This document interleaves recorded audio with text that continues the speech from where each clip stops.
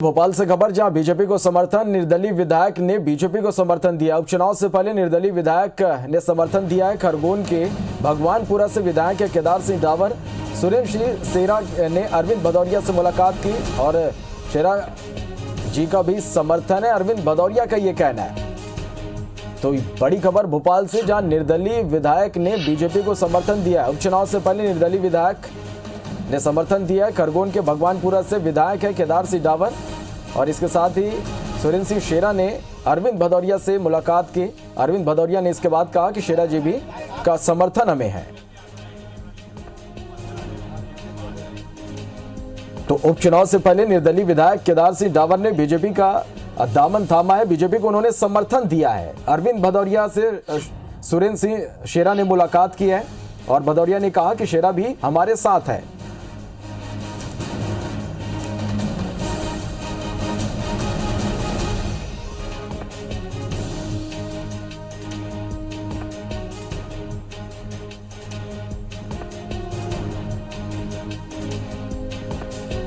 चलिए, हमारे सहयोगी फोन लाइन पर राकेश चतुर्वेदी फोन लाइन पर जुड़े हैं।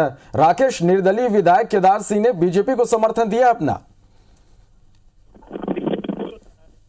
केदार सिंह हैं, निर्दलीय विधायक हैं, वो भी कुछ ही देर पहले सहकारिता मंत्री अरविंद भदौरिया के बंगले पर पहुंचे थे और उन्होंने ये साफ तौर पर कहा है कि वो बीजेपी को अपना समर्थन दे रहे हैं।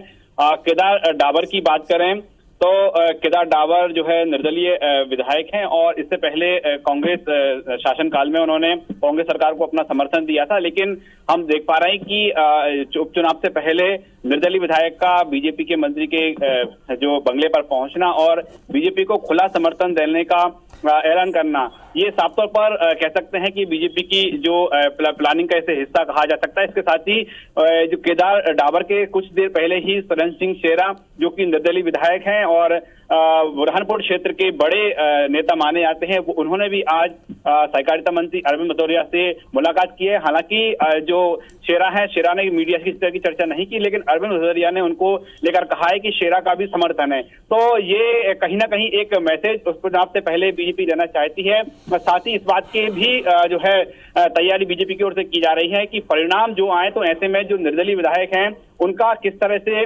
उपयोग किया जा सकता है। क्या उनका समर्थन जुटाना बीजेपी के लिए बाद में चुनौती हो सकता है, या पहले ये मैसेज जनता के बीच देना चाहती है बीजेपी कि निर्दलीय विधायकों का समर्थन है, बीजेपी के साथ है। तो ये कह सकते हैं कि कहीं ना कहीं एक रणनीति का हिस्सा हो सकता है। लेकिन हाँ, केदार जो डावर से IBC 24 ने जब सवाल पूछा कि बीजेपी को समर्थन देने का उपचुनाव से पहले इसका फैसला कैसे लिया गया है, तो केदार डावर का ये कहना था कि क्षेत्र में तमाम विकास के कार्य होना है और सरकार की ओर से आश्वासन दिया गया है।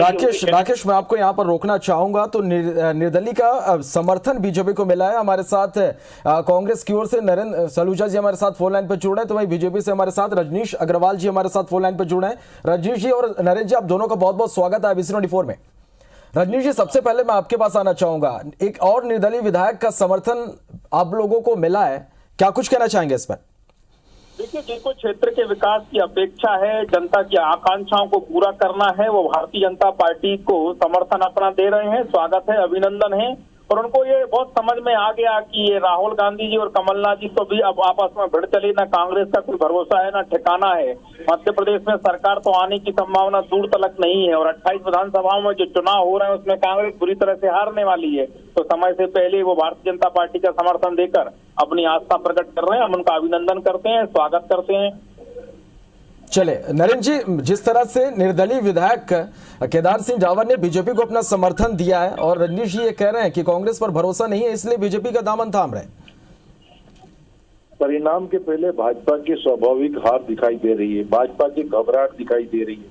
भाजपा ने परिणाम को समझ लिया कि जनता खिलाफ गद्दारी का मुद्दा चल बैठा है और जो निर्धारित आंकड़ा है, जितने सीटें भाजपा को जीतना है वो भी जीत नहीं पा रही है। सरकार से दूर जा रही भाजपा, सरकार छिटक रही हाथ से, कांग्रेस की सरकार आ रही है। डर गए, इसीलिए जो बार बार कहते थे हमारा प्लान भी तैयार है, प्लान भी लेके आ गए। प्लान भी जो तोड़ फोड़ का, खरीद फरोख्त का, जो पहले जिस खरीद फरोख्त के तहत सरकार गिराई, सौदेबाजी बोले की तहत सरकार गिराई, अभी उसी प्लान पे वापस काम कर रहे हैं, तोड़ फोड़ की राजनीति कर रहे हैं। क्योंकि इनकी हार साफ दिख रही है, इनको परिणाम पहले से पता चल गया। रोज दौरे कर रहे हैं शिवराज जी और तमाम नेता, उनको पता चल गया है। जनता नदारत है, जनता इन पे भरोसा नहीं कर रही है।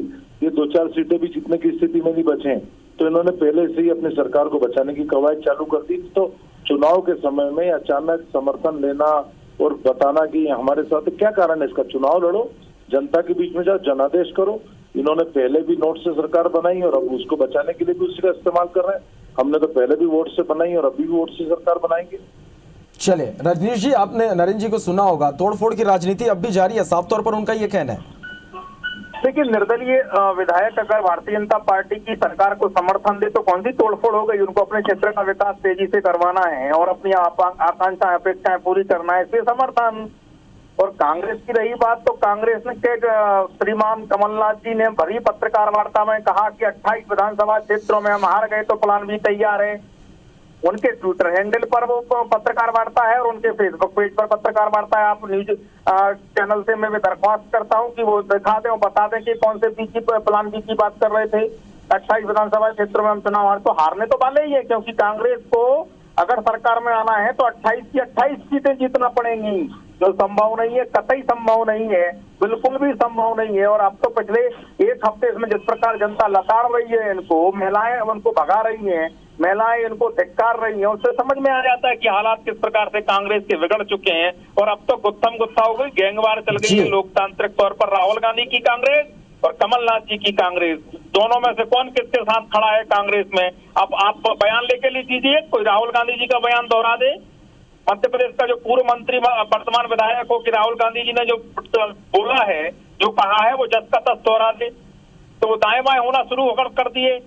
कुछ कह रहे हैं अभी मानक अग्रवाल जी जो वरिष्ठ नेता हैं भारतीय जनता पार्टी, तो उसमें कहीं कुछ नहीं है, उनके ही वरिष्ठ नेता हैं जी। बिल्कुल, चलिए रजनीश जी, अभी जनादेश क्या होगा, इंतजार इसके लिए हमें करना होगा। फिलहाल के लिए आप दोनों का बहुत बहुत शुक्रिया हमारे साथ जुड़ने के लिए, इस तमाम बातचीत के लिए।